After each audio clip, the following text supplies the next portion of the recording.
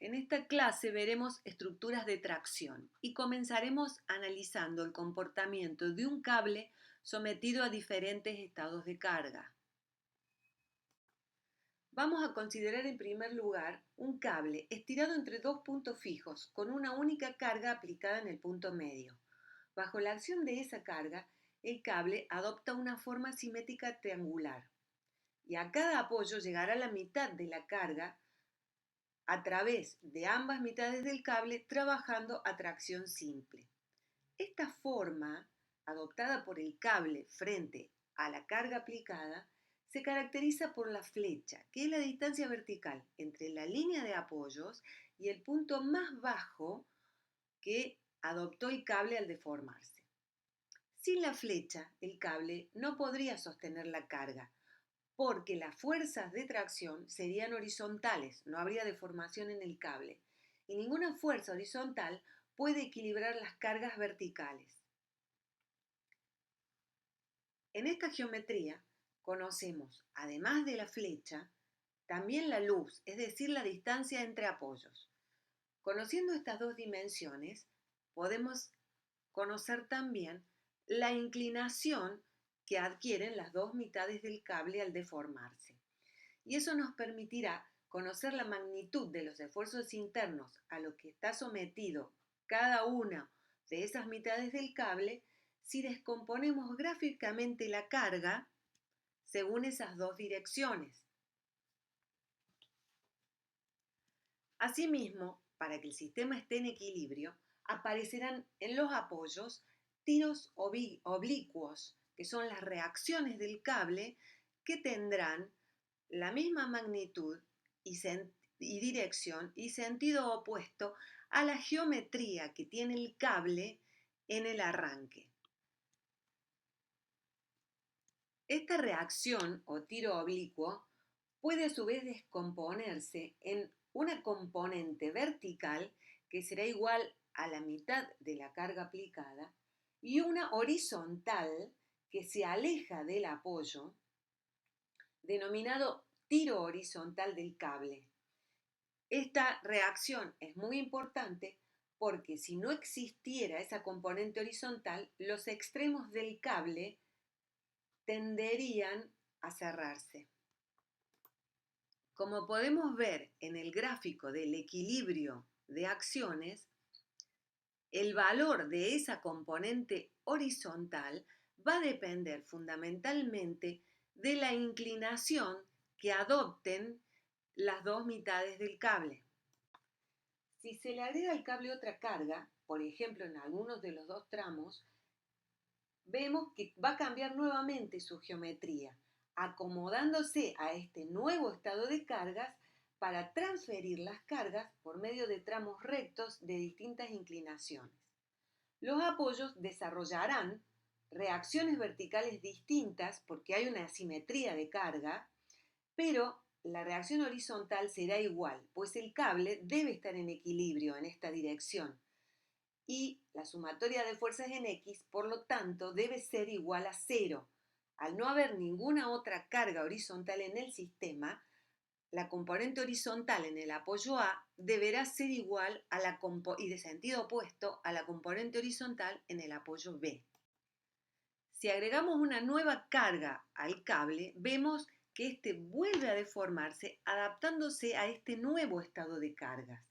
Esa deformación del cable bajo la acción de las cargas aplicadas da como resultado un polígono funicular, que es la forma natural, necesaria, que debe adoptar el cable para soportar cargas solo por tracción. Para resolver una estructura de cables en donde conocemos la luz y la flecha y conocemos también la posición de las cargas aplicadas, podemos utilizar las ecuaciones de equilibrio de la estática. Mediante estas ecuaciones podemos obtener el valor de las reacciones en los apoyos, de las componentes verticales y de las componentes horizontales. Las ecuaciones que podemos utilizar son sumatoria de momentos respecto a un punto igual a 0, sumatoria de fuerzas respecto al eje X, es decir, horizontales igual a 0, y sumatoria de fuerzas respecto al eje Y, es decir, verticales, igual a 0. En este caso, estamos buscando el valor de la componente vertical en el apoyo B. Entonces, tomaremos momento en el punto A para plantear la ecuación de equilibrio. Es importante la elección del punto en el que se va a tomar momento porque en la ecuación que nosotros planteemos deberá aparecer una única incógnita. Entonces, es importante encontrar un punto que nos permita a nosotros en esta ecuación anular las demás incógnitas. En este caso, por el punto A pasan la recta de acción de las fuerzas de HB, HA y BA, que estarían generando momento cero. Y en la ecuación de momento solamente va a aparecer la componente vertical en B. La ecuación de momento se plantea considerando las fuerzas multiplicadas por su brazo de distancia o brazo de palanca respecto al punto en donde tomamos momento. En este caso consideraríamos las tres fuerzas aplicadas, P1, P2 y P3, multiplicadas por su brazo de palanca, que estarían generando giros horarios al que le asignamos al momento un signo positivo. En el caso de la reacción vertical en B, nosotros suponemos que está equilibrando el sistema, por lo tanto le asignamos un sentido opuesto y estaría generando un giro antihorario, por lo tanto está generando un momento con signo negativo. De esta ecuación, que igualamos a 0, podremos despejar la vertical en B y así podremos obtener su valor. Para encontrar el valor de la componente vertical en A, podemos utilizar la ecuación de sumatoria de fuerzas respecto al eje Y, es decir, sumatoria de fuerzas verticales. Como conocemos el valor de las cargas aplicadas y recién obtuvimos el valor y la dirección de la componente vertical en B, será muy fácil despejar para obtener el valor de la componente vertical en A. Para el cálculo de las reacciones horizontales, podemos también utilizar una ecuación de momentos, pero en este caso, lo que vamos a hacer es tomar algún punto del cable para encontrar el valor del momento flector. Aquí es importante destacar una condición de este tipo de estructuras. Nosotros vemos que frente a diferentes estados de carga, el cable adquiere diferentes geometrías para trabajar solo a tracción. Eso es posible porque el cable no tiene rigidez flexional, es decir, no tiene capacidad de resistir momentos flectores. Por lo tanto, en cualquier punto del cable se cumple que el momento flector al que está sometido el cable es igual a 0, es decir, el cable no puede resistir momentos flectores. En este sentido, para encontrar el valor de la componente horizontal de la reacción, nosotros podemos tomar momento flector en algún punto del cable del que conozcamos sus coordenadas, cortamos el cable o consideramos una sección del cable, sabemos que el momento flector en esa sección será igual a 0 y con esa igualdad podemos plantear una ecuación de momento. En este caso tomamos momento flector en el punto C. ¿Por qué tomamos el punto C? Porque es el punto más bajo que define la flecha del cable y que es una dimensión ya conocida, que generalmente está prefijada cuando se genera o se diseña la geometría del cable. Sabiendo la posición de ese punto C y sabiendo que en ese punto C el momento deberá ser 0, nosotros podremos plantear la ecuación de momento respecto a alguna de las dos mitades del cable en el punto que estamos considerando. Entonces, si tomamos momento flector en el punto C hacia la derecha, deberemos considerar todas las acciones, es decir, las cargas aplicadas y las reacciones que aparecen en el cable hacia ese lado. En este caso, Entonces, hacia la derecha tenemos actuando la carga P3, la componente vertical de la reacción y la componente horizontal. La carga P2 coincide justo en el punto C, por lo tanto, la distancia al punto es cero y no está generando momento. Entonces consideramos los momentos generados por estas cargas multiplicadas por su brazo de palanca o distancia al punto C, con el signo correspondiente al tipo de giro que estarían generando.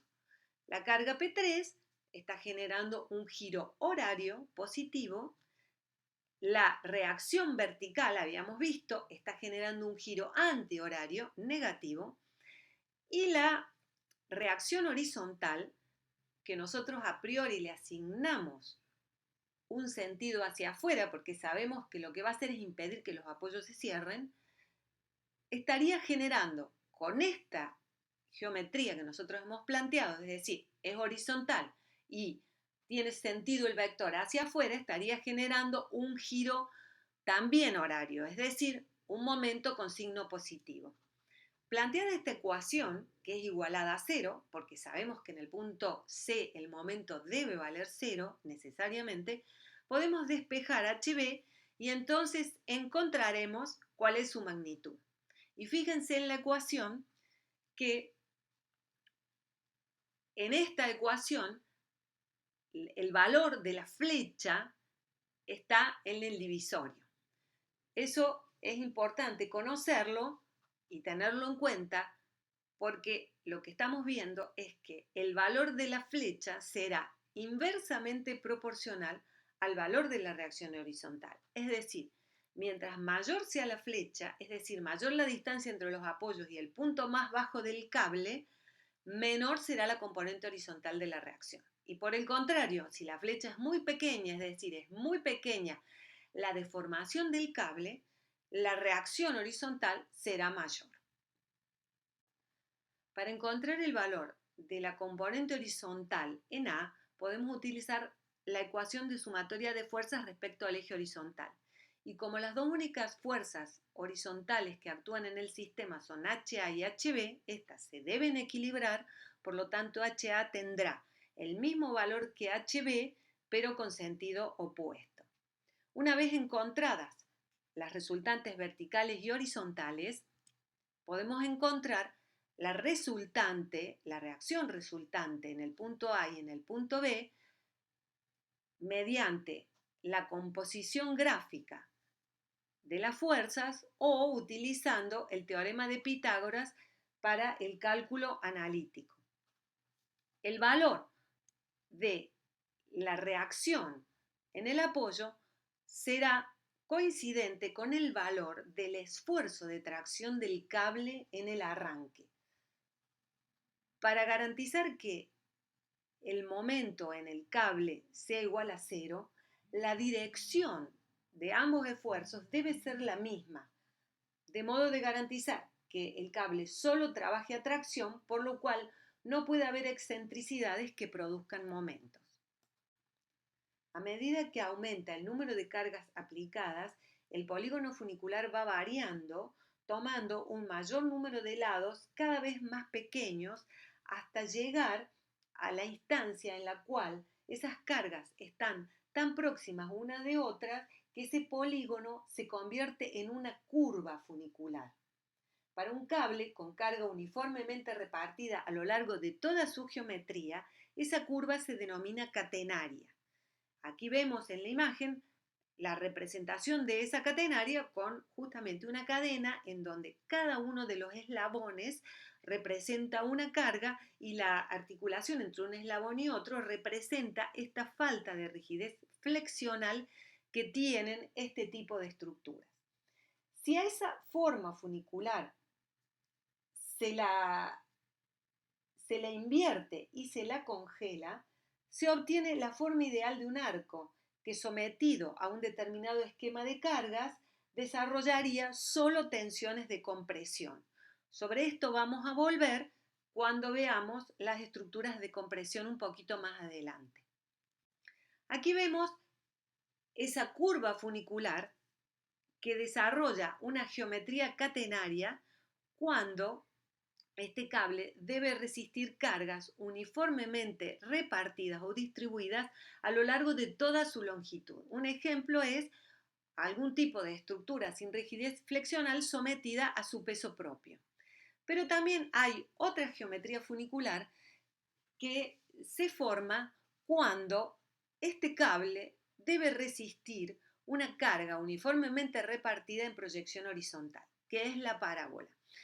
Este tipo de estructura se utiliza mucho, fundamentalmente, en la estructura de los puentes, porque es una alternativa de altísima eficiencia en cuanto a la relación entre la esbeltez de la estructura y la carga a resistir. Los cables son la estructura principal que a través de una serie de cables secundarios verticales llamados pendolones sostienen un tablero horizontal que estará trabajando a flexión pero con separaciones muy pequeñas que son las distancias que hay entre los pendolones que están transfiriendo las cargas del tablero hacia el cable principal. Aquí vemos cómo será la geometría funicular de los cables en función de la forma de soporte de la cubierta. Cuando el cable soporta directamente la cubierta de simple curvatura, está desarrollando una geometría catenaria, mientras que si la cubierta es una cubierta plana, soportada indirectamente por el cable a través de cables secundarios o pendolones, la geometría que desarrollará el cable es la de una parábola.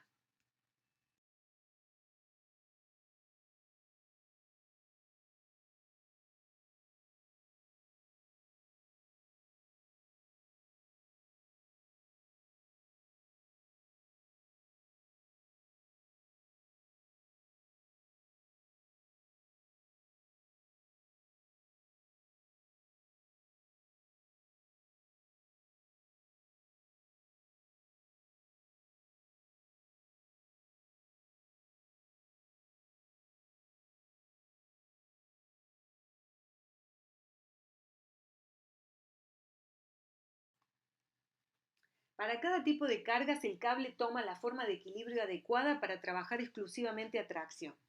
Si se modifican las cargas, va a cambiar la geometría del cable. En este caso, vamos a analizar una estructura con un cable funicular sometido a una carga uniformemente repartida en proyección horizontal. Como veíamos recién, dentro de ciertos límites en la relación flecha-luz, también este tipo de cálculo podría asimilarse para calcular las reacciones de una cubierta sometida a una carga uniformemente repartida a lo largo de toda su longitud. Es decir, serían también aptas para calcular las reacciones de equilibrio y las solicitaciones en el cable de una cubierta curva. Para calcular la componente vertical, como es una estructura que tiene simetría en su geometría y la carga es uniformemente repartida, sabemos que a cada uno de los apoyos deberá o le corresponderá la mitad de la carga. Entonces, con Q por L sobre 2 encontramos el valor de la componente vertical de la reacción. Para calcular la componente horizontal, vamos a tomar nuevamente la ecuación de momento flector en el punto C igual a 0. El punto C aquí está determinado por el punto más bajo de la estructura. Siempre es importante considerar un punto del cual conozcamos las coordenadas. En este caso coincide también que está, por una cuestión de simetría, está al centro de la luz. Veíamos que la flecha es de 6 metros, la longitud entre apoyos son 30 metros. Aquí tenemos una carga uniformemente repartida y si nosotros estamos considerando el momento flector a un costado de la sección, consideraremos solamente la carga actuando en esa sección. A los fines del cálculo de la reacción podríamos simplificar y considerar esa carga uniformemente repartida como una carga concentrada ubicada al cuarto de la luz, es decir, a la mitad de la sección de cable que estamos considerando. El momento deflector, ¿se acuerdan que se calculaba multiplicando las cargas aplicadas por el brazo de palanca, es decir, la distancia desde donde se aplicaba la carga hasta el punto en donde tomamos momento. En este caso, entonces tendríamos Q por L sobre 2, que es la carga total que está actuando en ese sector, multiplicada por la distancia, que en este caso dijimos que era el cuarto de la luz. Este momento tiene un sentido horario, por lo tanto lo consideramos con signo positivo. Por otro lado, aparece otra fuerza actuando, que es la reacción vertical, que ya la habíamos calculado y que valía Q por L sobre 2, en este caso multiplicada por la distancia desde donde está aplicada al punto C, que es L sobre 2. Y aparece una última fuerza actuando, que es la horizontal, que en este caso está generando un giro positivo. Y como nosotros sabemos que momento es fuerza por distancia normal a la recta de acción de esa fuerza, en este caso a esta fuerza RB la debemos multiplicar por la distancia vertical, ya que la fuerza es horizontal y esa distancia es la flecha. Esta ecuación debe dar como resultado 0 para que el sistema esté en equilibrio y que se cumpla que este cable no está trabajando con flexiones. Nosotros sabemos que por las características del cable no tiene rigidez flexional, entonces el momento en cualquier punto del cable será igual a 0.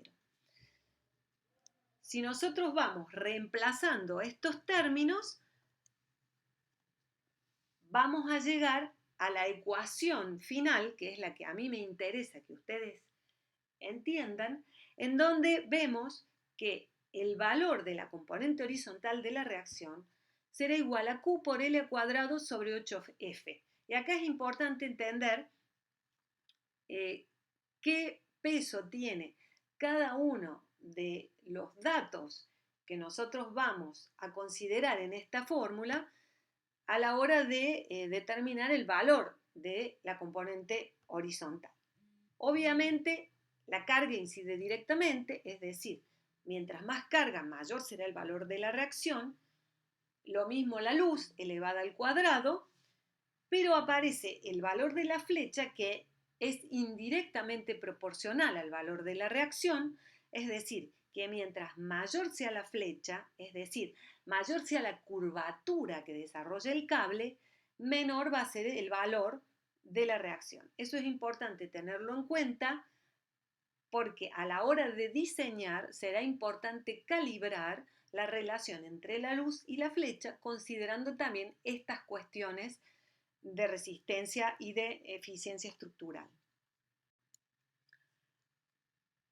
Tenemos entonces el valor de la componente horizontal y como son las dos únicas fuerzas horizontales que están actuando, sabemos que HA y HB tendrán el mismo valor y sentido opuesto. Una vez conocido el valor de las componentes verticales y horizontales, mediante Pitágoras podemos encontrar el valor de la resultante, que será el valor del esfuerzo máximo de tracción en el arranque del cable. Y será el valor que nosotros necesitamos determinar para poder dimensionar el cable. Y como veremos más adelante, también este valor, el valor de la reacción, será muy importante porque es el que vamos a necesitar considerar para el diseño y dimensionado de los apoyos de estas estructuras. Los elementos más utilizados para estas cubiertas son los cables de acero, que poseen un momento de inercia muy pequeño en relación con su longitud y carecen de rigidez flexional. Estos cables están conformados por un conjunto de alambres torsionados de altísima resistencia a tracción. En cada cable podemos identificar 3 componentes básicos que van a variar en su configuración según las características del cable. Estos componentes son alambres, cordones y alma.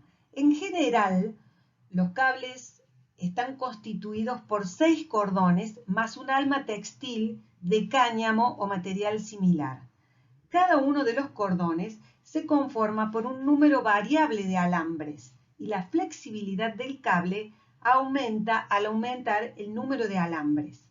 La forma de torsionado dará características diferentes al cable. Un torsionado ordinario es cuando los alambres de los cordones están trenzados en el sentido opuesto al que se arrollan los cordones del cable y genera mayor resistencia al aplastamiento y a la distorsión. Cuando los alambres están trenzados en el mismo sentido que los cordones en el cable, se denomina arrollamiento Lang y se generan elementos más flexibles, pero con mayor riesgo de desenrollarse o desarmarse, por lo que será necesario mayor cuidado en la ejecución de la fijación en los puntos de unión o anclaje de los mismos.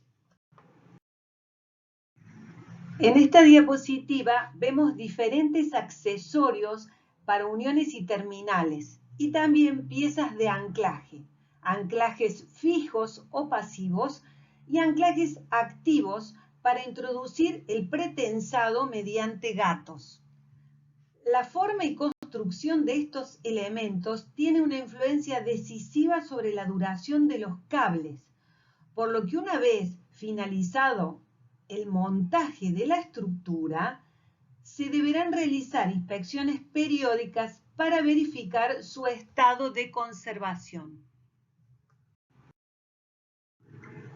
Para el dimensionado de los cables, utilizaremos tablas provistas por los fabricantes y disponibles en el mercado. Estas tablas indican características de conformación y resistencia de los cables.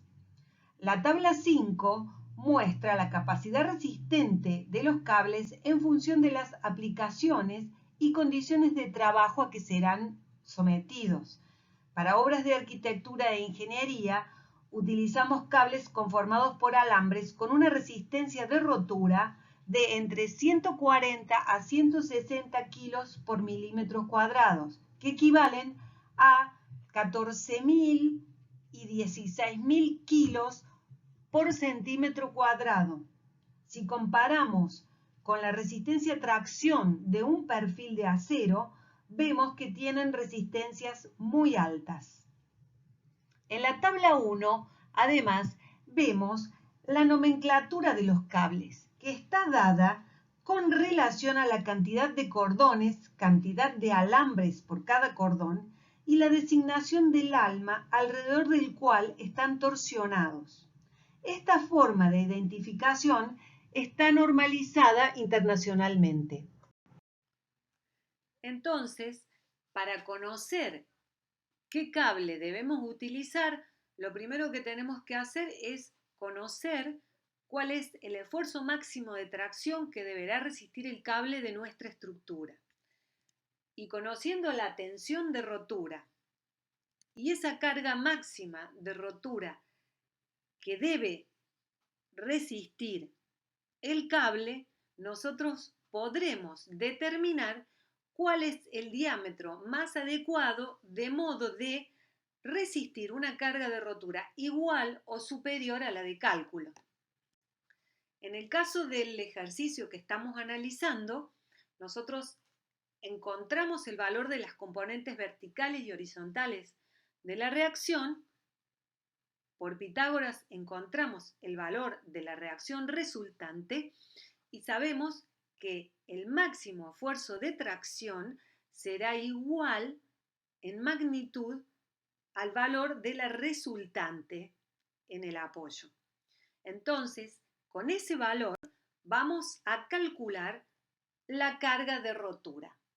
La carga de rotura se calcula mayorando o impactando ese esfuerzo de tracción máximo que nosotros obtuvimos por un coeficiente de seguridad a la rotura, que en el caso de arquitectura comúnmente se usa el 2. Con ese valor, así obtenido, que es el valor de la carga de rotura que deberá resistir el cable, nosotros podremos ahora entrar a la tabla de cables para encontrar cuál es el diámetro más conveniente en función de los esfuerzos que obtuvimos.